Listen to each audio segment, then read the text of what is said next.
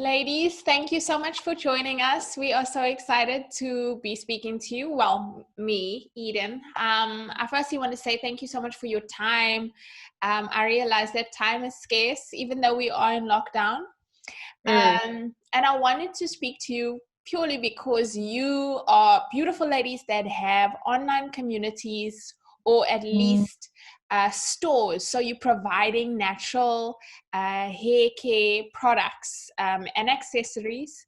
Both Beauty on Tap and It's Molly Gray are doing their own wonderful thing. And I want you to maybe take some time to introduce yourself to us and tell us a little bit about your business. Maybe take 5 minutes, say, how did you start and what you're actually supplying to the natural hair community? And Mathebe, we'll start with you. Okay, thank you so much, Eden. So I'm Mathebe, Molise, and I founded Beauty on Tap, which is a digital beauty retailing platform. We have a mobile application, and people can also shop directly from our website using our URL. And the whole objective behind Beauty on Tap, or the goal, was to retail clean beauty products that are chemical free. And I think when we launched the store, there were very few natural hair products out in the market and they weren't very accessible. So Beauty on Tap's motive was to get natural hair products and clean skincare products out to people on a very easy to use platform. So that was the objective behind Beauty on Tap, and we still kind of hold that ethos. And I think we largely wanted to retail local products. So we wanted to retail locally made natural products, and that's what we still do to date. That was like 4 years ago, and we're still doing that. Amazing. And you spoke about some really good points there, and I'm going to come back there. But first, we're going to Marion. Hi, everybody. So I'm Marion Hermans, and I started the brand Molly Gray about 3 years ago. The reason I started my brand was actually, the brand was supposed to be started off product. So because back then, I think it was 2016, there wasn't really much on the market for us as naturals. And by that time, I was dead set on not straightening, not doing any of those things to my hair. And because the community didn't have anything for us, I decided to create things for us. You know, you got to make a plan. If there isn't one for you, you got to make a plan.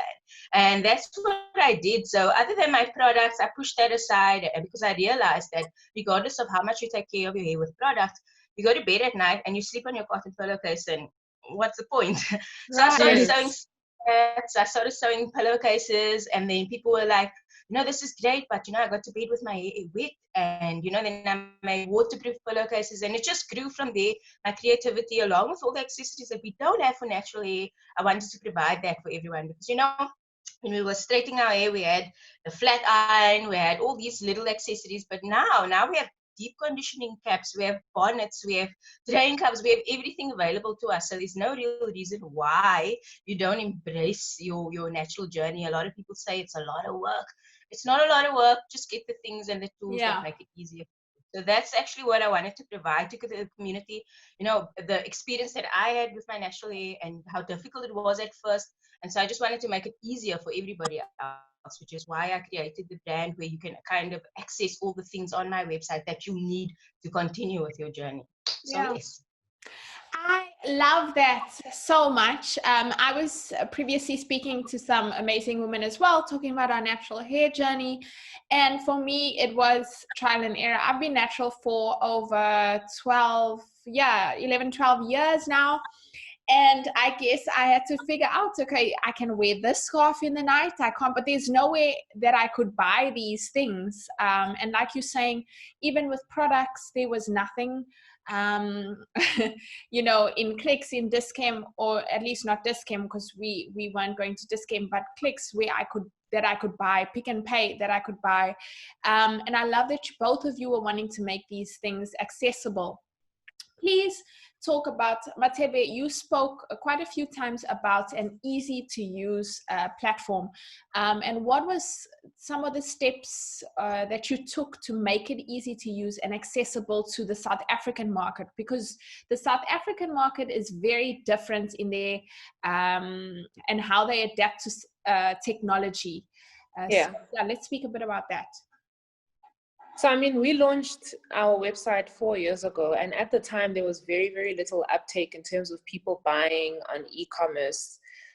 People don't trust e-commerce. They find it difficult to use. And, you know, we kept reading that people decide within 30 seconds whether they want to stay on a website or not.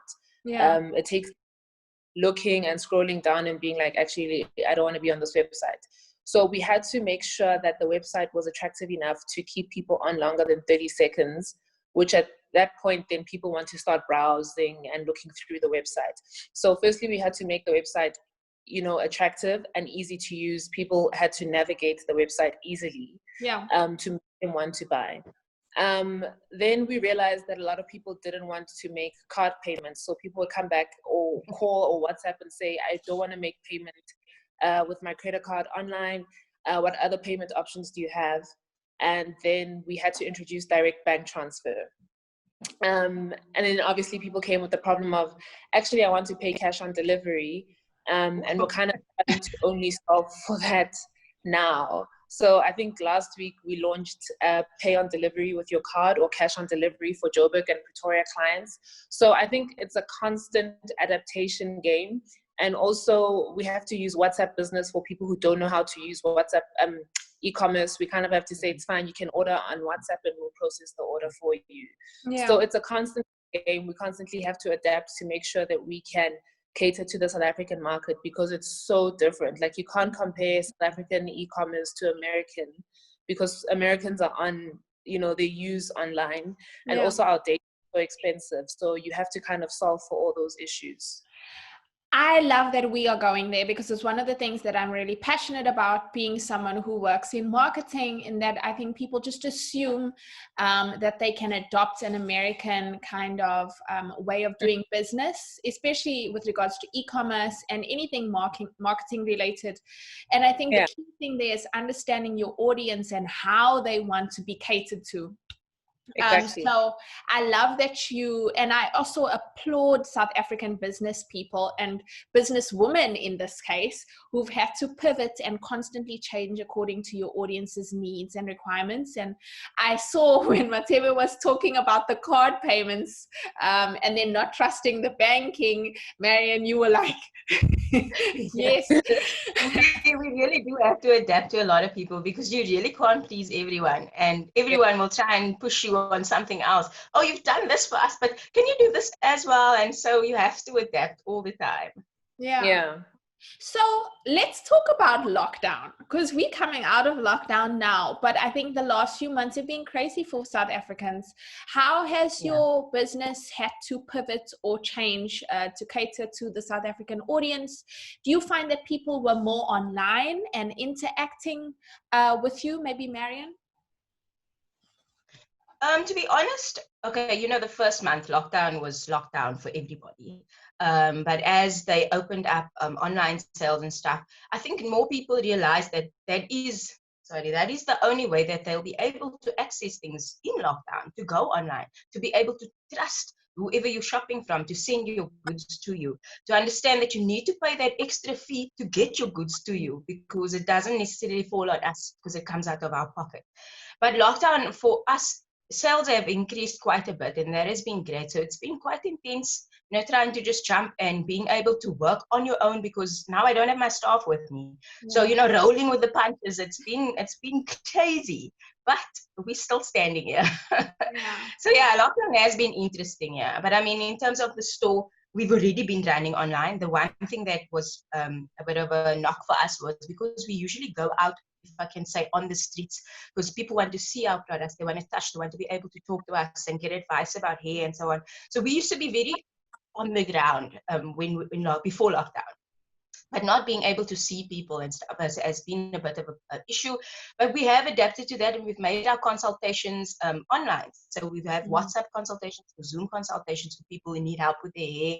So business is still good. I mean, the salon myself, because I cut hair as well, the salon itself has closed, and unfortunately for the rest of the year, I have to be closed because my kids will be home with me, homeschooling. and I cannot do the salon, the business, and my kids, and so I've had to kind of put that aside. Yes, I've had to kind of put that aside for now to just focus on the core business, which is the online store. Yeah. Well, I was going to say, if you were going to open, I'm coming to cut my hair. I will see you in 2021. I will. I'm coming to you. You are a superwoman. And you said some really good things there that we're also going to carry on with. But Mathebe, how's it been for you? So I think for me, at the beginning, we completely locked down and were disabled on the store. We weren't selling. And then I started going into some retail stores, and I was like, that's so unfair. How come they can sell hair care and skincare? And then I spoke to some people, and they were like, no, you should open and sell the hair care stuff. So we had to take some stuff off the store, like teas and summer caps and so on. And so we were only retailing hair care products, menstrual cups, and skincare products, and had to get a permit. And kind of saw sales skyrocket. I had to hire people over this period. And I think also, it's been like a bit crazy. So we've had a lot of wins over this lockdown period, and it's been a very learning intensive process. Because volumes were so high, we had to like bring new controls in and new processes into the business to make sure that we can kind of like keep up with all orders, and also just make sure that we're record keeping appropriately. So it's been a huge growth spurt in the business, and we're kind of hoping that we can maintain some of it. Because obviously, as salons open now and people are kind of like going outside, a lot of sales are going to drop off. So I think it's important to give people the best service during that period, and to show that e-commerce is reliable and safe, and hopefully we'll have a few of those people come back. Yeah, yes. I think that's what I wanted to touch on. I think this period has been really good for those businesses that were forward thinking enough to be online. And to kind of pursue e-commerce, purely because now you've had the opportunity to almost throw your customers in the deep end and educate them on the online experience for those people who weren't previously shopping online. And so that's a whole new experience for them, and I'm hoping that the business actually stays like this for you ladies. But before we delve more into that, I actually wanted to talk about research and development, because you both kind of were pursuing target markets where there wasn't much available. How did you, I know, Marion, you mentioned you developed one thing and then people would come back and say, we need something else, or how do we, but can you take us through that process? And I know, Mathebe, for you, you were actually providing the product, like hair care product. What type of research and development have you had to do in your business? So we kind of was looking at a lot of the trends that were happening in on social media. So there was a whole I want to braid my own hair phase. Yeah. So we had to start retailing hair extensions, and now we've had it hair fiber onto the store, which was completely selling out within 2 days. So now we're looking into retailing more hair fibers and looking for locally manufactured hair fibers to add onto the store. And as things went along, you'll hear people saying, I really like this brand, please can you stock with this brand? And we're kind of we've tried, it didn't really work out. And we kind of have people now saying, I want to give you all my money, so please can you stock everything that I use? So it's, I know, we can't stock it, it didn't sell before. So it's kind of just understanding the market, understanding what people want and need. And we're also looking to expand a lot more on skincare.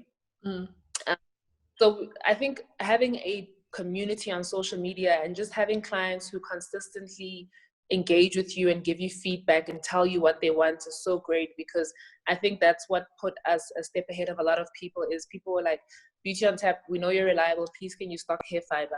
And then making a plan to stock that hair fiber. So we're really lucky that we have a community that openly engages with us and tells us what they want, and then actually supports those decisions that we make. Yeah, that is so key. So once you started, I think it was just you taking that initial step and building the community. And from there, a lot of your research is done by just listening to those. Yeah, so awesome. And you, Marion? No, definitely as well. With us, it's very important to listen to your customers. I mean, they do many times tell you what it is that they want.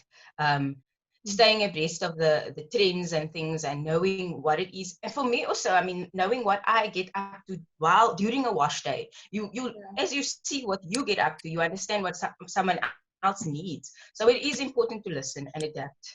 Yeah. And then in terms of just starting your business and, you know, because obviously this was something that, again, there weren't many people on the device and any other people. I'm away. Are you okay?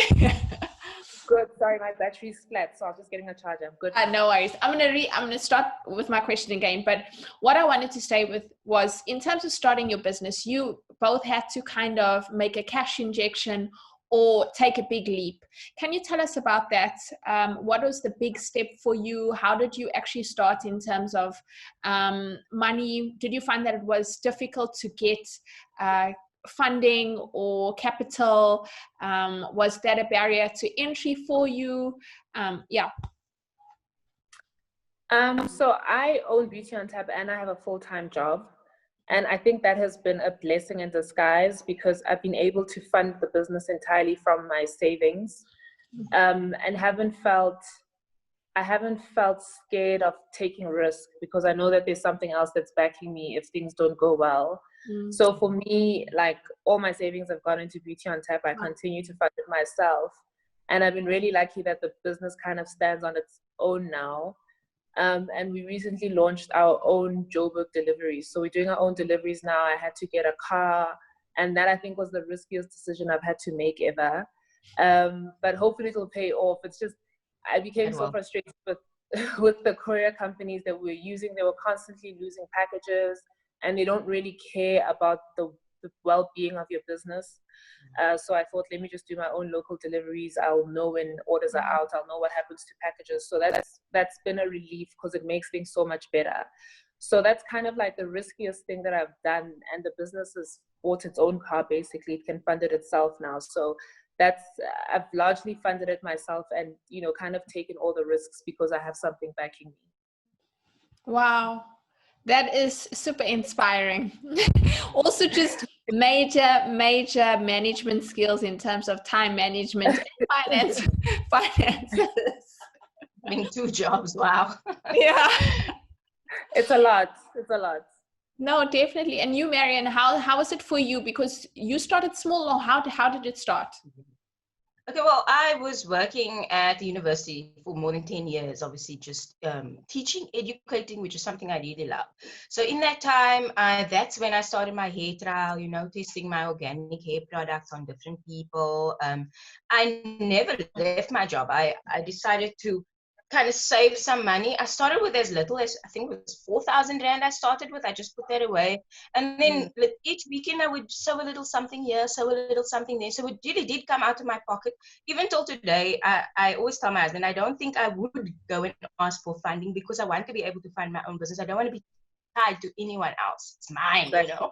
So, yeah, it got a bit much in 2018 when I had to manage the business as well as work, and both were quite demanding, and I had to make a decision which one was most important to me. And being a creative and a free spirit, I was like, let's throw it all out there and go for the business. And that's what I did. I put all my energy into my business, and even though it's growing really slowly, it's growing, and that is the point. It's growing. Yeah, I think that is so important. I was also going to say, I heard when Mathebe said about the couriers and stuff, and I made it quite important for myself as business to make and form proper relationships with the people that I work with so that they can be held accountable for things, or they'll actually make an extra effort for you when something goes wrong. So that was something also that I made sure to do with my business. So keep your relations. But, I think it's a very key kind of part of your journey that you also invest. And I think both ladies did that you invest and you give from your own, because I think it's then that you really understand the importance of something like this working. And taking the risk. I know, Mathebe, you said you didn't mind taking risks because you felt that there was something to fall back on, but the fact that you even felt comfortable to take that risk, you knew that you had worked hard for that money, and you knew that you were making a calculated decision. I think someone had come to me about 2-3 weeks ago, and she sent me a message after a talk I did on marketing and branding, actually, and she said, I want to start my own hair care brand. How do I do it? And I was like, oh my gosh, I'm not so sure. There's a lot that goes into that in terms of research, etc. But if you had to, in today's world, because I think both of you have been running your businesses for quite some time now and you've learned a lot. If someone had to come to you and say, this is what I want to do, I want to start an online platform that services or sells natural hair care products, what were some of the steps that you would say that they should take to pursue that? We can start with Marion. Okay. I think with starting a business, I think it's important that you think about the image that you want to portray. So making sure that, okay, with me specifically, I made sure that online I look great. Whether I'm falling apart in the background, it's fine. As long as online, the world can see that this is the business and this is what we do and this is how we run. I think it's important to have that persona for yourself so that you know people rely on you and they can trust you when they do come to business for you. With that, having that in place, making sure you have help when you need help for business, making sure you register your name, because I know that sometimes names can get taken really quickly. Making sure that you register with SARS, all the background work that you need to do, you need to get that done first. Because you can run into so many complications later. So I think that's important, getting your face out there so people can trust you, and also having the background work done. The rest of it, you can just roll with the punches. I mean, I'm very much someone who goes with the flow. My husband will say I don't usually stick to plan or go by plan, and that's okay for me because I find that going with the flow has worked for me the best. And I can't obviously advise that to other people because I know some people like to be structured. So I think that is something that business people do need to learn, that sometimes things don't always work out like you want them to. And you can't fall down and lay on the ground and keep crying. You need to get up and keep walking, jump over that rock, keep going. That's important to know when having your own business. Yeah, definitely. And also that sometimes you just have to start. But I love what you're saying with regards to having all of the paperwork intact, because I find sometimes people neglect that, and that is the most important part. And actually the thing that's going to help you get more business in the future. Yeah. Mathebe, some advice?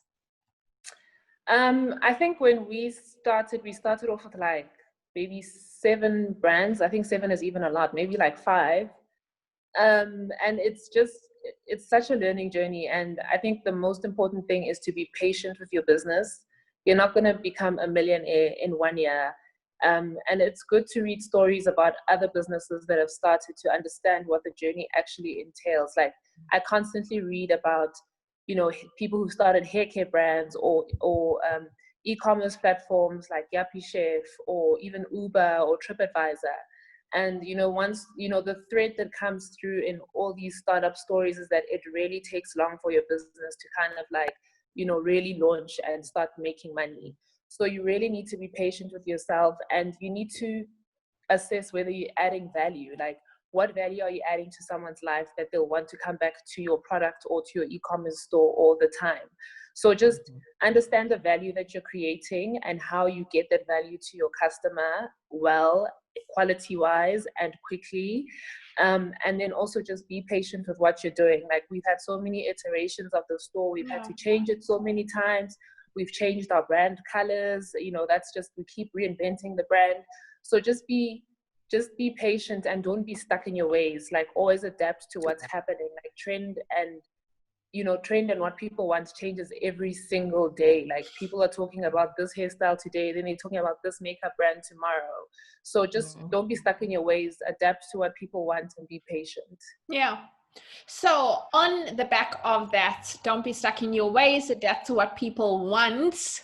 What do you think people want in the future? Where do you see your brand and your online store going? Do you feel that natural hair care, obviously now we see that it's not just a trend, it's something that people are really pursuing. And what does that mean for you and your business? So I think what's happening now is that natural hair care was kind of like had its staple products. It had shea butter, it had a spray, it had an oil, and whatever else, shampoo and conditioner. So I think what's kind of happening now is you're seeing an evolution in a lot of brands. They're introducing new fun products, like things you never thought of. The kind of edge gels and gels we're getting, the wax hair dyes. Like people are like now innovating within natural hair care. So we're seeing a lot of exciting stuff come out of it. And I always say to people, you know, a lot of people come to us and say, hi, I have black soap and I have shea butter. And I'm like, girl, people have moved on from that stuff. There's wax now. You have to innovate. The staple stuff the staple stuff that we used to use and that used to fly off shelves isn't the stuff that flies off anymore. Like people have infused African black soap shampoos now with like whatever, like strawberries and you know what else. So I think things are really evolving. Molly's finished. She's like, girl, things are really evolving right now. Right. I love what you're saying. Sorry to chime in. I love what you're saying because yes, it started off everyone was doing products. And I think with lockdown and people noticing they can't get products, I've been preaching DIY for a really long time. Yes, strawberries, peanut butter, whatever. I have been preaching that, and I see that a lot of people are opening up to that now and seeing that it's not stuck with products. You can try things. You can try things, yeah. So I really encourage people, like, you know, innovate within your brand, do something different. So I think we're going to see a lot of exciting stuff now, and I'm so glad that a lot of people want to get into cosmetics because it's such a big industry. There's so much for everyone. So I'm excited about it. I think we're going to see a lot of local brands come out. I hope we get more skincare brands. I think we're lacking in skincare in South Africa, and a lot more wellness. So that's where I hope things go over the next few years, and we kind of move on from black soap and shea butter. No shade to No shade, but first of all, you said a few key things there. Edge gel, let me tell you ladies, this morning I used my natural edge gel because I have a hair mask on. It's the best I've ever used, and I'm not just saying that because of the show. But I mean, I've basically used other, like many other gels, but this is the best one I've ever used, so wow. And it's then really also, good. With regards to wellness and also skincare, I find that that's something that's really lacking in South Africa, and especially from a BIPOC or at least person of color perspective. So people of color just giving insights and developing products of their own. So like you say, I am very excited and I can't wait to see what's going to happen. And I hope that people are innovative and are backed as well. Yeah, I also got that product and I'll come to you to stock it. You should. People are always like, I'm going to start my own skincare product and I put it on Beauty on Tap. I'm like, anything is welcome to be on Beauty on Tap. We just want different stuff that people want to see. So excited for the future. People are starting to get creative now as well. Amazing. And you, Marion, like what's the future for you? I love just the silk caps. I saw some of the caps that you guys have online. When I was in Amsterdam recently, we walked into like a hair shop, and the amount of silk bonnets and caps and everything, I'd never seen that yet. You see, I always joke that eventually I'm gonna make everybody put satin sheets on their bed. It's gonna get that bad. But honestly, you know, it's people have been asking me to line hoodies, you know, line literally everything. Wow. There are so many possibilities. I don't want to also be that person that jumps on every single thing. It has to obviously make sense. But I don't say, okay, 2021, this is what we're gonna be doing. Because I each month I have a new idea. Each month I test it out and I say, okay, next month we're going to put it out, see how the people respond. If it's a go, we go. If it's a no, we stay, you know? So I won't say I have an end goal or anything. I'm just saying I'm here. I'm open. Let's do this. Yeah. I love that. Actually, to say I was very blessed, at least, that I was a bridesmaid, and I hate being a bridesmaid. I think I've been a bridesmaid about 5 times, but the last time I was a bridesmaid or maid of honor, I was given a very fancy box, and inside was a silk pillowcase, and I pried that with my life. Best gift ever. Oh. Anyway, thank you, ladies, so much. I appreciate your time. And you gave us such amazing insights to your business and how you started. And I think it's going to be so inspirational for so many people. Before we end, I want you please to say, or just introduce yourself. So say, hi, my name is, and you're listening to The Root, if you don't mind. So you can take a 2-second whosa, and then maybe let's start with Marion and then Mathebe. Sorry. Okay. Hi, my name is Marion Hermans. I'm the owner of Molise, and you're listening. What are you listening to? Sorry, what am I supposed to say? Listening to what? You're listening to The Root. The Root. Okay, let me start that again. Hi, my name is Marion Hermans. I'm the owner of Molise. You're listening to The Root. No, does that sound right? Yeah, okay, you can do it one more time. One more time, okay. No more stuttering. Here we go, okay. Hi, everybody. My name is Marion Hermans. I'm the owner of Molise, and you're listening to The Root.